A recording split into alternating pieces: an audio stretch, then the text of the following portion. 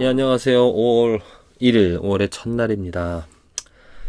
5월 1일, 그 숫자로만 봤을 때는 기대가 되어지고, 또한 희망이 생겨질 것 같은 가족의 달이잖아요. 가정의 달. 어린날, 어버이날, 또 스승의 날.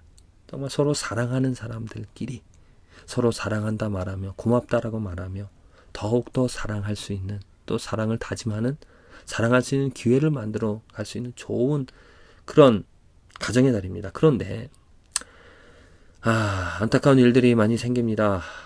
들려오는 소식들, 보여지는 일들을 보면 정말 혼란입니다. 이제 단원고 학생들 그 세월호 사건으로 인하여서 한국이라는 그런 나라가 더욱더 혼란에 빠져들어갈 것만 같습니다. 이제 여러 가지 정말 정부에 대한 그런 실망 때문에 사람들이 뭐 촛불을 든다든지 여러 가지로 의사를 표현하고, 또 정부는 그것을 또 혼란이라고 말하면서 그것을 또 뭐라 그럽니까, 잡아보려고 애를 쓰려고 할 텐데, 그런 가운데서 사람들이 만들어내는 이야기, 또 진실이다, 진리다, 이것이다, 저것이다 라고 말하는 이런 혼란 가운데서 어떻게 우리 가정을, 어떻게 나의 자녀들을, 나의 아내와 남편, 나의 그 상황들을, 나의 처지들을 안정 가운데 이끌어갈 수 있을까? 폭풍우가 몰아치는, 배가 흔들리는 그런 상황에서도 안정, 평화, 평안을 가질 수가 있을 것입니다. 혼란 가운데서 어떻게 내가 정말 평안한, 고요한, 곧 평안하다, 고요하다라는 것은 무엇이냐면 내가 무엇인가를 붙잡고 있다라는 것입니다. 흔들리지 않는다라는 거죠. 혼동이 되어지지 않는, 혼란이 되어지지 않는, 혼동되어지지 않는 그 삶을, 곧 그 진리를 바라보고 진리로 인하여서 안정이 된 삶을 살아갈 필요성이 있다라는 겁니다. 괜한 잘못된 소식, 잘못된 진리, 왜곡된 것들로 인하여서, 잘못된 정보로 인하여서, 또 잘못된 지식으로 인하여서 흔들릴 수가 있습니다. 흥분할 수가 있습니다. 우리들은 정말 무엇이 참된 진리인지, 이번에 유가족들이 가장 화가 난 것이 무엇입니까? 아이들을 그 뱃속에 정말 생사를 모르는 그러한 상황 가운데서 가장 그들을 힘들게 한 것은 그 아이들이 죽었다라는 그러한 상황보다도 거짓된 정보입니다. 거짓이라는 것이죠. 그렇게 구조를 하지 않으면서도 매스컴에서는, 뉴스에서는 최대 역대의 가장 큰 그런 동원으로 이렇게 하고 있다.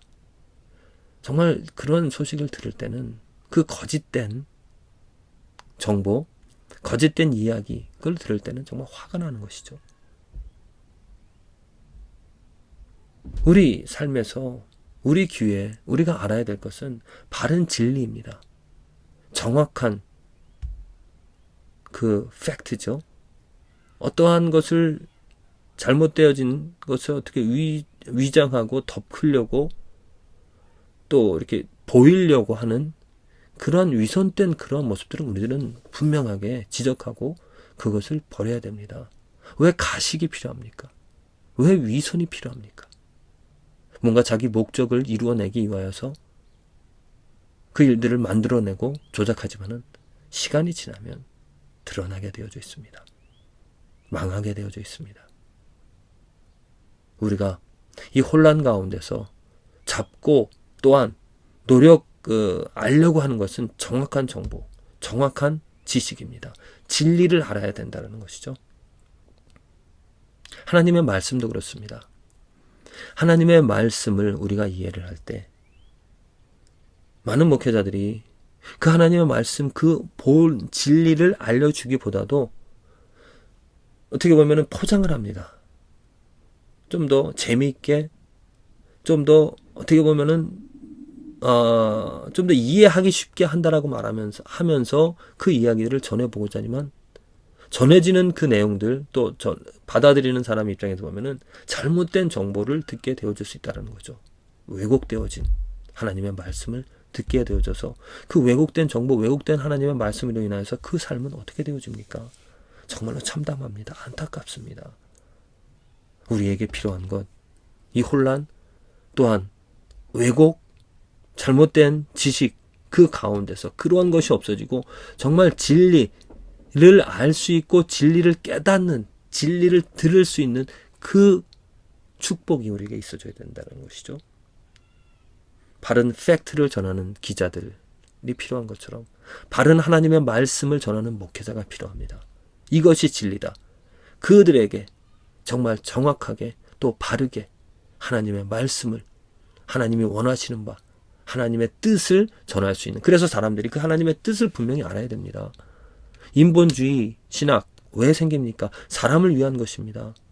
하나님께서 이 세상을 사랑하셔서 하나님의 뜻을 이루시기 위하여 예수 그리스도를 주신 것, 그것이 사람을 위한 것인가, 하나님을 위한 것인가? 분명히 하나님은 이 세상에 죄를 싫어하십니다. 죄가 있다라면 그 모든 죄인들을 멸하실 것입니다.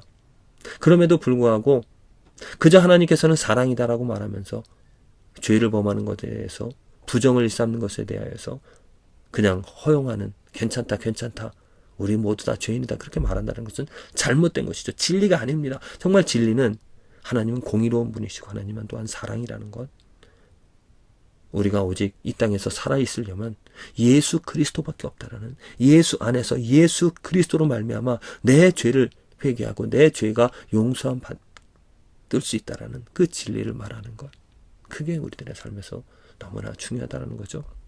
히브리서 6장 19절에 우리가 이 소망이 있는 것은 영혼의 닭 같아서 튼튼하고 견고하여 휘장 안에 들어가나니. 자, 소망을 말합니다. 소망이 무엇인가? 그 소망이 영혼의 닭 같고 튼튼하고 견고하다고 합니다. 소망이 있기 때문에 휘장 안에 들어간다. 휘장 안에 들어간다는 것은 하나님과 교제를 나눈다는 거죠. 지성소로 들어간다는 거. 지성소로 아무나 들어갈 수가 없었습니다. 오직 1년에 한 번 대제사장만 들어갈 수가 있는데, 예수 그리스도, 그의 피로, 그의 제사, 그의 제물, 그가 우리들의 소망이 되어줌으로 인하여서 우리가 휘장 안에 하나님과의 관계를 맺게 되어졌다는 겁니다. 이 말씀은 우리가, 내가 예수 그리스도, 그가 우리들의 그 소망이 되어주시기 때문에 그 소망으로 우리의 영혼의 닷이라는 것, 정말 내 영혼이 흔들리지 않는, 내 영혼이 어디로 가야 될까, 어디로 폭풍우가 몰아친다 하더라도 내가 붙잡혀 있기 때문에 그 소망으로 말미암아 나는 진리의 길을, 생명의 길을 걸어갈 수 있습니다. 튼튼하고 견고하게 끊어지지 않습니다. 로마서 12장에도 말하고 있잖아요. 어떠한 기근이나 적신이나 어떤 이 세상에 장래일이나 어떠한 일이 있어도 나는 그 예수 그리스도의 사랑 안에서 끊어질 수 없다라고. 왜? 하나님께서 붙잡아 주셨기 때문에, 하나님이 주신 소망이기 때문에 하나님과의 관계를 맺을 수 있다는 겁니다. 요즘 구원을 잃어버린다, 또 영원한 구원에 대해서 인터넷상에서 많이 토론이, 논쟁이 되어지는 것을 많이 보게 되어집니다. 제가 믿는 바는, 성경에서 말하는 바는, 구원은 우리들의 어떤 행위에서 말미암는 것이 아니죠. 분명히 하나님의 능력입니다. 하나님이 주신 또 예수 그리스도로 말미암아 구원을 얻습니다. 정말 내가 참된 구원을 경험한 사람이라면 그 구원은 잃어버릴 수가 없습니다. 왜냐? 소망, 그 예수 그리스도가 우리의 영혼에 다시고 그것은 튼튼하고 견고하기 때문에 예수 그리스도, 그 참된 진리를 알게 되어주면 결코 끊어질 수 없다는 거죠. 벗어날 수 없다는 겁니다. 히브리서 6장의 처음에 그 말씀을 통하여서 구원을 잃어버릴 수 있다라고 말하는 사람도 있는데, 그것은 경고입니다. 그 히브리 사람들이 나태한 신앙들, 게으른, 또 어떤 뜨겁지도 않은 그러한 신앙들을 가지고 있는 그러한 모습들을 보면서 더욱더 예수 안에 더욱더 흔들리지 않는 이 소망을 붙잡으며 살아가라라고 말을 하고 있다는 거죠. 정말 혼란스러운, 또 어떠한 그 진리가 무엇인지 잘 알 수 없는 이러한 상황 속에서 우리에게 정말 하나님의 은혜가, 우리가 하나님께 정말 기도해야 될 것은 진리, 진실을 알게 해달라고. 참된 소망, 진리된 이 소망은 우리를 실망시키지 않습니다. 그런데 소망이라고 말하면서 거짓된, 왜곡된 그 소망을 붙잡는다면 우리는 실패합니다. 내가 구원 얻은 줄 알지만 구원 얻지 못하여서 나중에 구원을 잃어버리는 것과 같은 안타까운 일들이 생긴다는 거죠. 정말 내가 알고 있는 진리, 내가 듣고 있는 정보들, 그것이 참된 것인지 헤아려 보면서 하나님의 은혜로 그 진리 안에 참된 진리를 알고 참된 진리로 말미암아 성공하는, 열매 맺는, 구원 얻어 살아가는 삶이 되어지기를 간절히 기도를 드립니다.